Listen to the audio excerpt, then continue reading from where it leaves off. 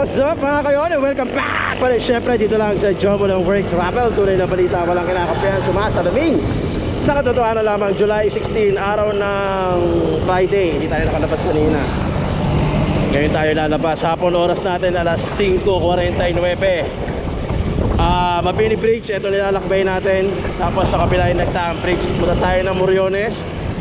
Tour muna tayo sa gabi. Abangan nyo ang aking vlog. So malamang sa malamang Moriones, Divisoria, Espanya. Pero syempre magkakaiwalay yan. So medyo mahaba yan sigurado. So doon muna tayo sa Moriones dahil wala pa tayong night shot or night vlog ng Moriones. So tirahin natin yung Moriones, baka matira pa ng iba. Tapos Divisoria, since na natin doon na rin tayo. Tapos ikutan natin yung Espanya at tignan natin kung ano pa yung pwede nating ikutan. Dahil unang-una maganda sa gabi. So lagi tayo nagba-vlog sa umaga para a different kind of perspective, parang ganun. Tirahin naman natin sa gabi. Masarap tumira pagkagabi.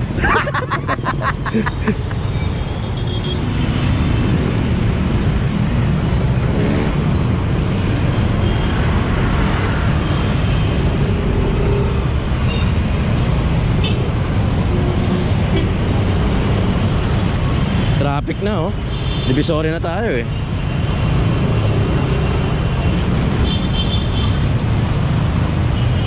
Ledge na ako. Discarte na ako sa pagdadrive.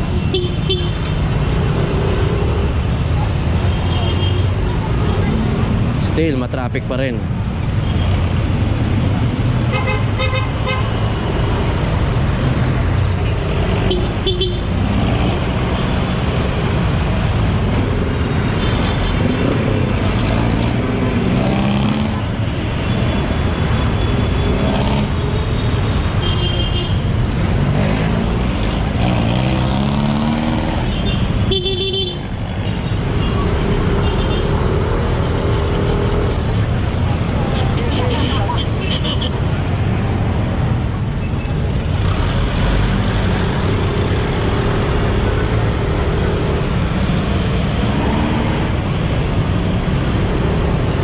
Kanan tayo ng Dagupan para Moriones kaagad ang labas natin.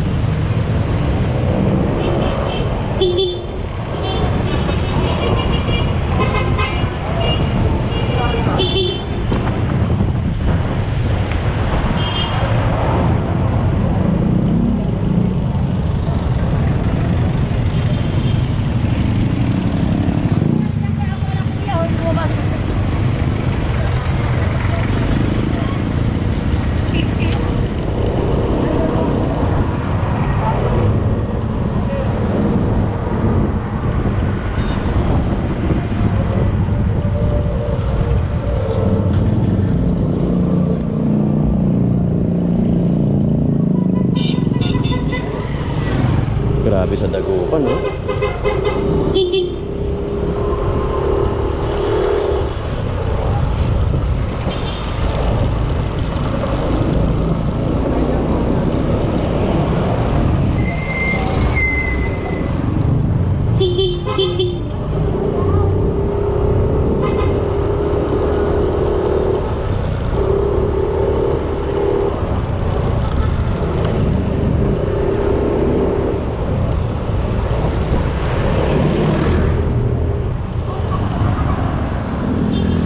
Grabe, ang daming tao sa bawat fountain dahil nagpipicture, namamasyal kasama yung mga anak nila. Sakto pa, pinayagan na yung mga 5 years old and above na pwedeng lumabas doon sa mga plaza saka sa mga park. Which is nangyayari na nga ngayon, talagang dami. Dinayog bigla yung plasang Moriones na dating madilim, na dating kinakatakutan at dahil sa mga rugby boys. Pero ngayon tingnan nyo naman kung gaano kadami yung tao sa bawat fountain at nag-aabang sila ng hindi ko alam kung ano inaabangan nila.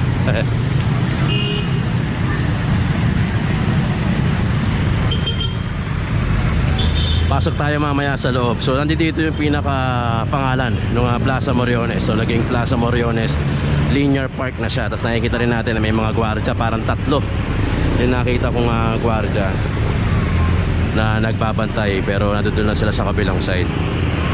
So yun lahat. Yung mga nakikita nyo yun, mga pinagmamasdan nila yung tubig. Kung hindi ko alam kung binibilang nila o ano. Hindi, sa sobrang na-amaze syempre. Talagang yung fountain kasi talagang iba't ibang klase ng buga at saka iba't ibang kulay. Kaya sobrang ganda na rin. No? Na-amaze lang yung mga batang Moriones. Syempre nga naman dahil talagang dating walang, hindi naman sa walang kakwenta-kwenta, pero talagang nai-ignore ito nga Plaza Moriones. Pero tingnan mo naman ngayon kung gaano kadami yung tao. Oras natin nasa alas 6:30 na rin ng hapon. Kaya kung makikita nyo medyo padilim-dilim na yan. Parang pipenta yung McDo rito ngayon dahil sa dami ng tao. Yan o, iba-iba siya eh, oh. Kaya ang sarap pagmasdan. Kaya yung mga tao sa gilid na-amaze. Kasi nga ang ganda nga pagmasdan na itong fountain. Pasukin natin yung loob.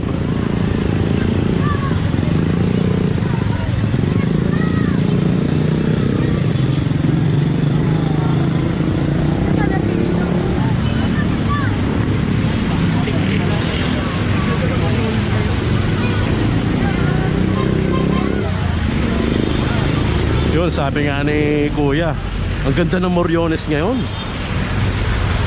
Sila nanay, malaya nang nakakapaglakad. At talagang kaliwat kanan ng picture talaga, ano? Whoop!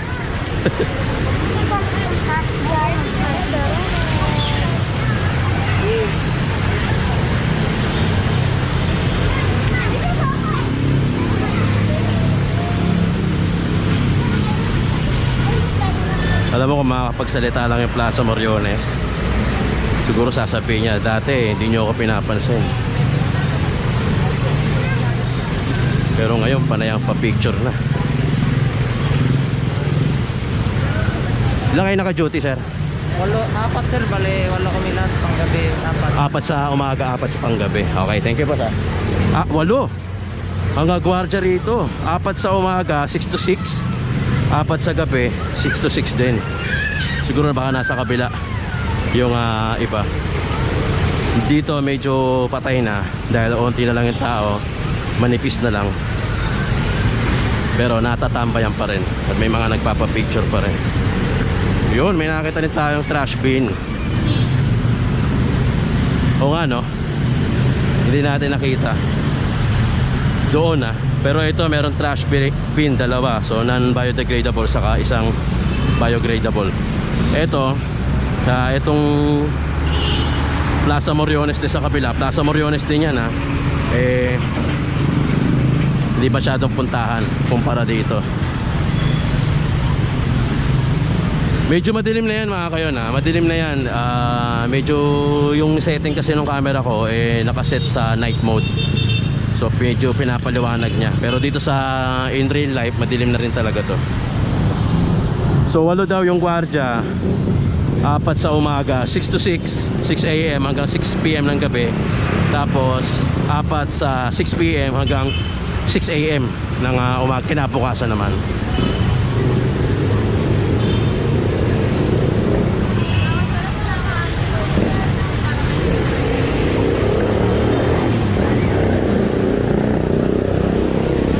Safe na safe ka rito kasi pag dinala mo yung anak mo rito, yun na, doon ka na lang, dito ka na lang maglalaro.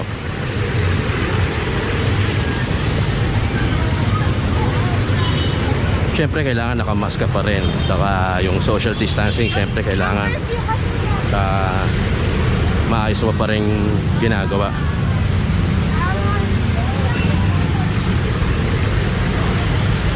Ang dami natutuwa, ang dami ako naririnig sa kaliwat kanan na positive feedback about sa Moriones.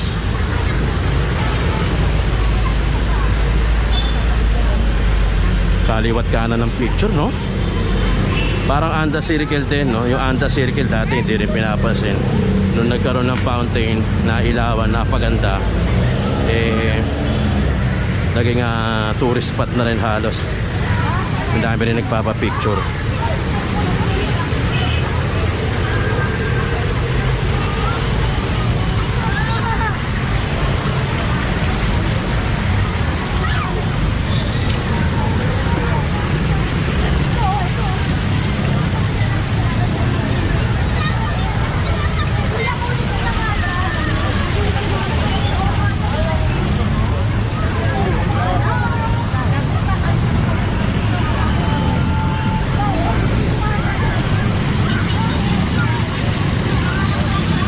Amaze na amaze yung mga tao sa Plaza Moriones.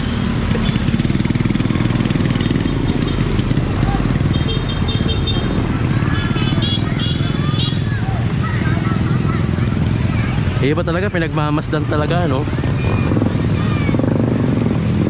Well, hindi ko masisi, no? Dahil sa tagal ng napabayaan yung Plaza Moriones, talaga nung napaganda talagang naging pastime ata nila to. Tuwa-tuwa yung mga bata.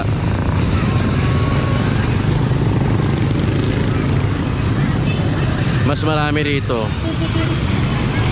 mas maraming tao kumpara doon sa Plaza Morga saka sa Center Island. Bisitahin natin yung Center Island saglit.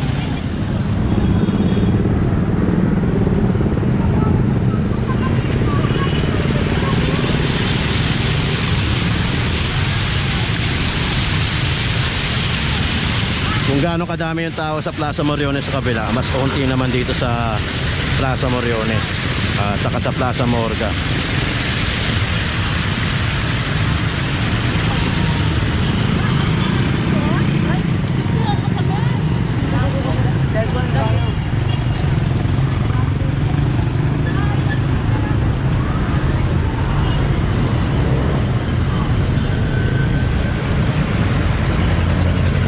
Ikot na tayo doon sa tawiran. Medyo malapit-lapit lang din dito para makita nyo lang din yung Center Island.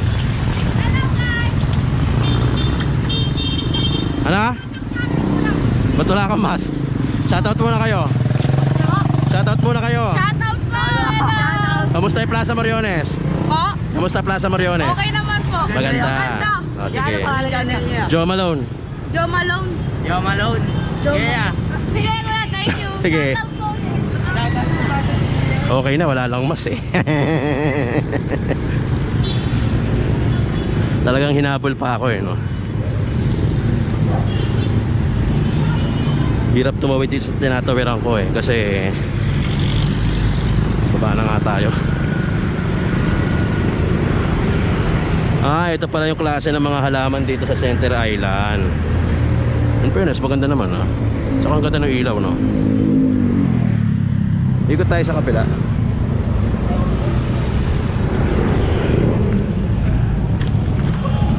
Ay, abangan nyo nga pala. Abangan nyo yung sa Tito Jom, Abangan nyo sa Tito Jom yung mga food vlogs natin. Marami na akong kausap dito sa Plaza Moriones na pwedeng kainan. In-invite na nila ako. Papakita ko sa inyo. Sobrang dami na nung kausap ko. Kasama ko dyan, may kasama ako. May guest ako dito sa Tito Jom na food trip namin. Hintayin nyo lang, abangan nyo lang. Kaya kung di ka pa nakapag-subscribe sa Tito Jom, search mo lang dyan Tito Jom, tapos subscribe ka na. Marami tayong sorpresa sa Tito Jom.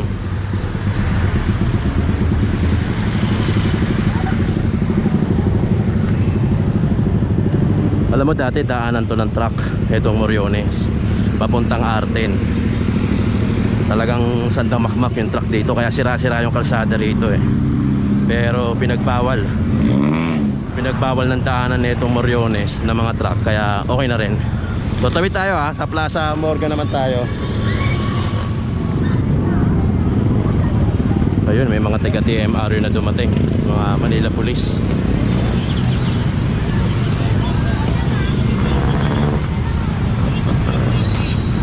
Siguro magre-remind sila ng mga dikit-dikit.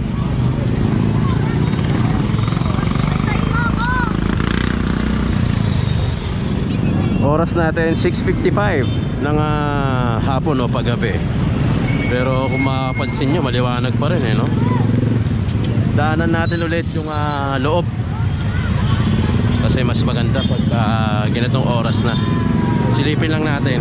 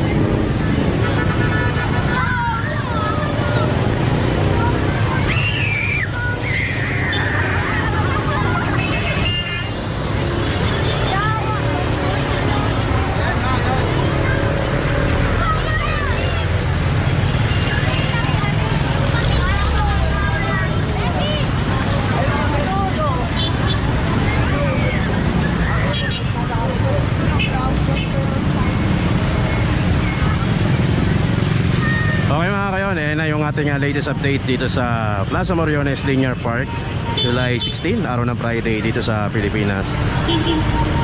Para maiba naman, ito na yung Plaza Moriones sa gabi, night vlog, night shot. Para kasi usually umaga tayo nagba-vlog, so tinignan din natin yung sitwasyon ngayon pagka gabi.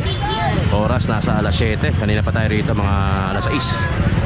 Ito yung latest update natin. Maraming salamat mga kayon. Jomolo Work Travel here. Sana supportahan nyo rin yung ating Tito Jom. Thank you so much. Hello mga kayon, kung nagustuhan nyo ang ating video or pwede nyo rin i-search ang Jomolo Work Travel sa inyong YouTube app, click nyo na kahit anong video dyan at huwag nyo kalimutan i-like, subscribe at click nyo na rin yung bell notification para lagi kayong updated sa mga videos na ating i-upload. Thank you!